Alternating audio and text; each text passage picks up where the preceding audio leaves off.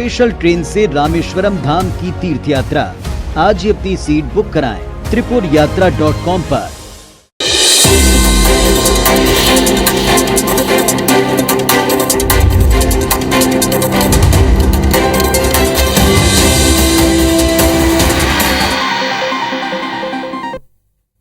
नमस्कार, मध्य प्रदेश के number 1 news bulletin में आप सभी दर्शकों का बहुत स्वागत है।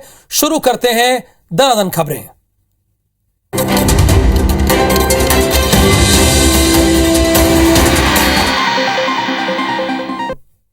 रीवा जिले के सगरा इलाके में अजीबोगरीब मामला सामने आया है। आपको यह जानकर हैरानी होगी कि यहां 1 महीने पहले मृत हुए 4 साल के बच्चे को दोबारा जीवित करने के लिए देवी मंदिर में अंधविश्वास का तमाशा हुआ है। क्या है पूरा मामला, आप इस रिपोर्ट में देखिए।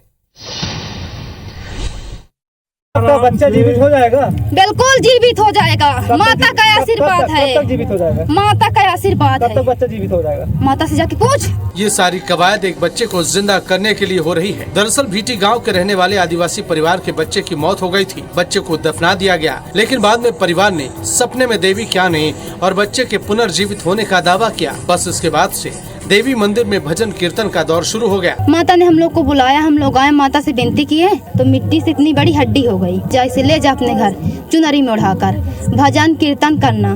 तो हम लोग उस दिन से भजन कीर्तन करवा रहे हैं। दावा है कि जहां बच्चे को दफनाया गया था वहां की मिट्टी माता के पास रखने से हड्डी बन गई। इसके बाद लाल चुनरी में हड्डी लाकर माता के दरबार में रखी गई और तब से लगातार भजन कीर्तन चल रहा है। सपने में मेरे देवी मानी है तो मेरे खुद आगे में आती है सर, और कुछ नहीं। दावा है कि शुक्रवार तड़के 4 बजे से जिस हड्डी को टोकरी के नीचे रखा गया वो मानव शरीर में बदलेगी, लेकिन ऐसा कुछ भी नहीं हुआ।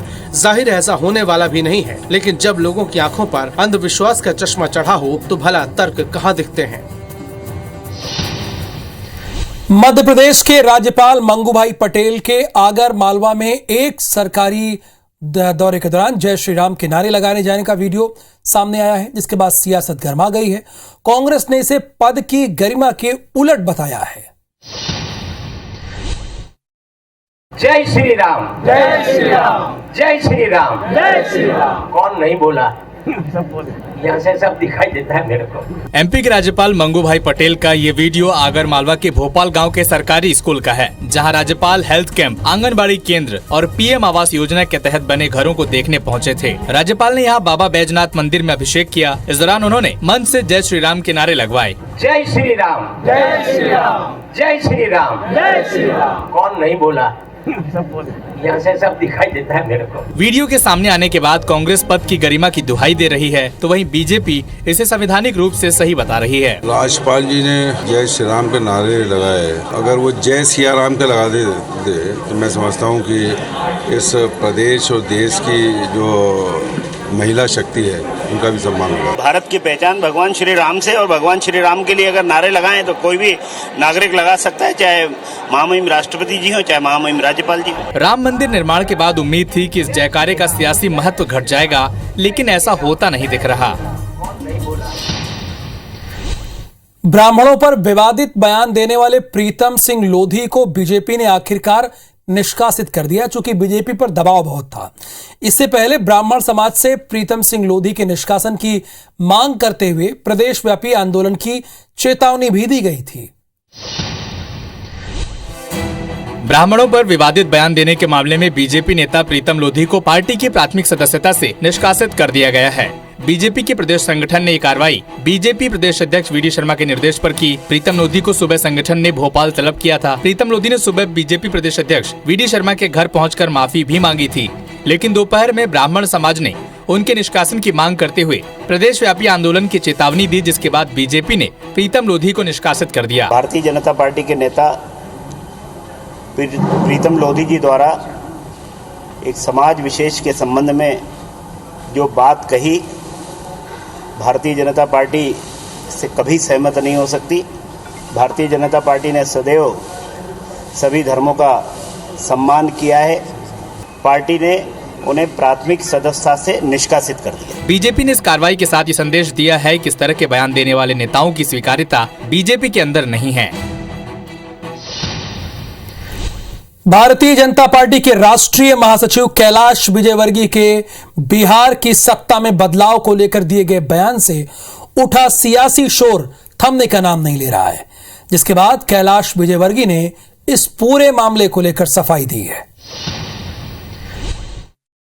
बिहार की सरकार बदली, मैं बोले ये तो हमारे यहाँ होता है, बोले बॉयफ्रेंड कभी भी बदल लेती लड़की। ये बीजेपी के राष्ट्रीय महासचिव कैलाश विजयवर्गीय का वो बयान है जिसे लेकर कांग्रेस लगातार सवाल उठा रही है। दरअसल कैलाश विजयवर्गीय अमेरिका दौरे से लौटने के बाद मीडिया से मुखातिब हुए, जहां उनसे बिहार में सत्ता परिवर्तन को लेकर सवाल पूछा गया, जिस पर उन्होंने ये जवाब दिया। हालांकि कैलाश विजयवर्गीय ने आज सफाई देते हुए कहा कि उन्होंने अपने एक दोस्त के बयान को मीडिया से साझा किया था। मित्र के बयान को मैंने आप लोगों के सामने सुनाया। जहाँ तक नारी शक्ति का सवाल है तो हम उनका सम्मान करते हैं। राजनीति ऐसे करवट बदल रही है, इतने ज्यादा तो करवट कोई बदलता ही नहीं जितने राजनेता बदल रहे।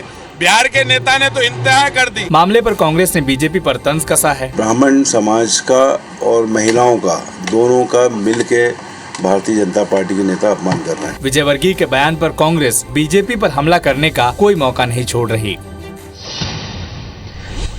सीएम शिवराज सिंह चौहान ने भोपाल में आयोजित कुशाभाऊ ठाकरे के जयंती कार्यक्रम में अब की बार 200 पार का नया नारा दिया।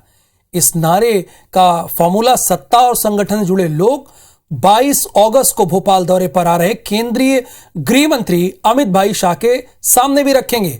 वहीं कांग्रेस इस पर चुटकी ले रही है। जब व्यवहारिक रूप से देखें तो लक्ष्य तो तय करेंगे, अब की बार 200 पार लक्ष्य तय करेंगे, लक्ष्य प्राप्त करने की जबरदस्त कोशिश भी करेंगे। कुशाभाऊ ठाकरे जयंती कार्यक्रम में सीएम शिवराज ने एक बार फिर अब की बार 200 पार का नारा दिया है। दरअसल 22 अगस्त को अमित शाह भोपाल दौरे पर आ रहे हैं, लिहाजा संगठन इस तैयारी में लगा हुआ है कि शाह के सामने ये बताया जा सके कि अगले चुनाव में 200 सीटें जीतने के लिए पार्टी का वोट शेयर 51% कैसे किया जाएगा। शिवराज के नारे को पूरा करने के लिए पार्टी ने भी कमर कस ली है। की बार 200 पार का नारा शब्द माननीय मुख्यमंत्री जी ने कहे, उनको चरितार्थ करने का काम मध्य प्रदेश की भारतीय जनता पार्टी जरूर करेगी। वहीं कांग्रेस इसे महज नंबर बढ़ाने के लिए मुख्यमंत्री की कवायद बता रही है। मुख्यमंत्री जी नंबर बढ़ाने के लिए सब चीजें करेंगे। बीजेपी और आरएसएस दोनों मिला के बस 2 ही लोग हैं, एक मोदी जी और दूसरे अमित शाह जी। 2018 के विधानसभा चुनाव में अब की बार 200 पार का नारा बुरी तरह फ्लॉप रहा था। ऐसे में 2023 में इस नारे को स्कोर में बदलने के लिए बीजेपी जी जान से जुट गई है। निकाय चुनाव के दौरान सिंगरौली में मेयर और कई निकायों में अपने पार्षद जिताकर मध्य प्रदेश पहुंची आपकी आंधी अब विधानसभा चुनाव में भी चलने को तैयार है। आपने प्रदेश में संगठन बढ़ाने के लिए काम शुरू कर दिया है। आम आदमी पार्टी सभी 230 सीटों पर अपने प्रत्याशी उतारेगी। इतना ही नहीं, बीजेपी और कांग्रेस के दिग्गजों को उन्हीं के गढ़ में घेरने की तैयारी है। मध्य प्रदेश में बिल्कुल स्पष्ट है कि आम आदमी पार्टी पूरी ताकत के साथ में पूरी 230 सीटों पर चुनाव लड़ेगी। इधर कांग्रेस आम आदमी पार्टी को बीजेपी की बी टीम बता रही है, तो उधर बीजेपी चुनाव लड़ना हर पार्टी का लोकतांत्रिक अधिकार बताती है। मध्य प्रदेश में न आम पार्टी चलेगी न जाम पार्टी चलेगी। यहाँ 2 ही में संघर्ष है, कांग्रेस और बीजेपी में। हर ताकत से साथ में किसी भी पार्टी का संघर्ष करने के लिए, सामना करने के लिए तैयार रहना चाहिए और किसी का भी इस तरह से लोकतांत्रिक व्यवस्था मजाक उड़ाना ये ठीक नहीं है। आपने अभी तक जहां भी एंट्री की सबसे ज्यादा नुकसान कांग्रेस को हुआ, इसीलिए बीजेपी से बड़ी चुनौती ये कांग्रेस के लिए मानी जा रही है।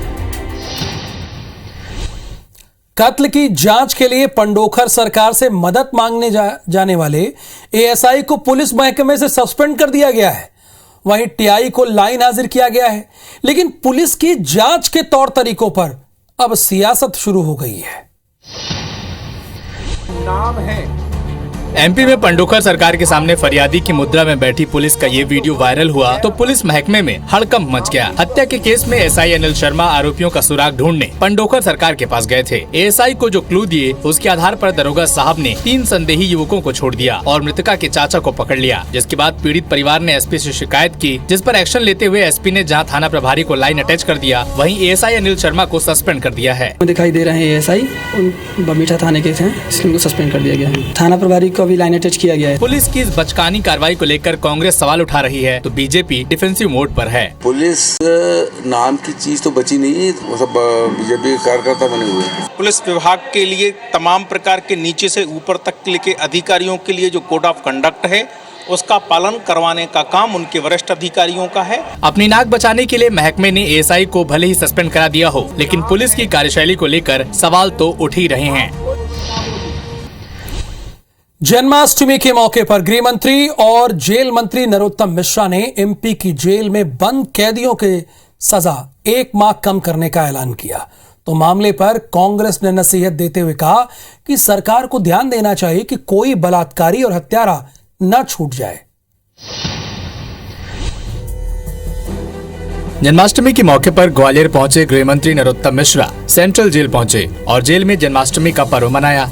इस दौरान जेल के अंदर सांस्कृतिक कार्यक्रम का आयोजन भी किया गया। गृह मंत्री ने जेल में कैदियों से संवाद भी किया।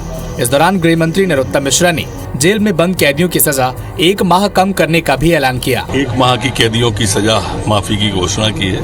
ग्वालियर में एम्बुलेंस की, डबल स्टोरी बिल्डिंग की, कैंटीन की, ये सारी घोषणाएं आज यहाँ पर कैदियों के लिए की है। कैदियों की सजा 1 माह कम करने को लेकर कांग्रेस नेता पीसी शर्मा ने तंज कसते हुए कहा कि गुजरात में इनकी सरकार ने हत्या और बलात्कार के मामले में सजा काट रहे कैदियों की सजा माफ की है। देखना होगा कि एमपी में कहीं ऐसा न हो। बलात्कार और मर्डर वाले जो कैदी हैं उनके भी इन्होंने माफ कर दिए। तो मैं समझता हूँ ऐसे कैदियों की सजा माफ नहीं होना चाहिए। जन्माष्टमी के मौके पर भी कैदियों के लिए हुए ऐलान पर सियासी बयानबाजी थमने का नाम नहीं ले रही। सिंगरौली में एक दलित छात्रा का कसूर बस इतना था कि वो क्लास में आगे बैठी थी, जिसके बाद एक महिला टीचर ने उसकी इतनी पिटाई कर दी कि छात्रा 2 घंटे तक बेहोश रही और जिला अस्पताल में उसे एडमिट कराना पड़ा। शिकायत के बाद कलेक्टर ने महिला टीचर के खिलाफ एफआईआर दर्ज करने के निर्देश दे दिए हैं। सिंगरौली में महिला टीचर पर दलित छात्रा के साथ पिटाई के आरोप में एफआईआर दर्ज कर लिया गया है। महिला टीचर पर आरोप है कि क्लास में आगे बैठने पर उसने 12वीं कक्षा की दलित छात्रा की पिटाई कर दी। पिटाई के बाद युवती करीब 2 घंटे तक बेहोश रही। पिटाई के बाद छात्रा का जिला अस्पताल में इलाज कराना पड़ा। घटना के बाद छात्राओं ने कलेक्टर से शिकायत की, जिसके बाद कलेक्टर ने डीईओ को जाँच के निर्देश दिए थे। जाँच में आरोपों की पुष्टि हुई, जिसके बाद कलेक्टर ने एफआईआर दर्ज कराने के निर्देश दिए हैं। आगे सीट पे बैठी थी तो मैं बोली क्यों आगे सीट पे बैठी हो, तो फिर बोली कि तुमको आगे सीट पे नहीं बैठना है। फिर मेरे को भूख से मारने लगी, 8-10 बार मारी। इस बाद में बेहोश होगी। संबंधित छात्रा के पिता ने थाने में आवेदन दिया है और कलेक्टर के पास है। प्रशासन की ओर से जो भी कार्रवाई की जाएगी प्रशासन इसके संबंध में पूछा। फिलहाल निर्देश के बाद पुलिस ने महिला टीचर जागृति सिंह पर SC/ST एक्ट और मारपीट की धाराओं में एफआईआर दर्ज कर ली है। साथ ही महिला टीचर पर विभागीय कार्रवाई भी की जा रही है। और इस खबर के साथ ही इस बुलेटिन में फिलहाल के लिए इतना ही। आप बने रहिए IBC 24 के साथ।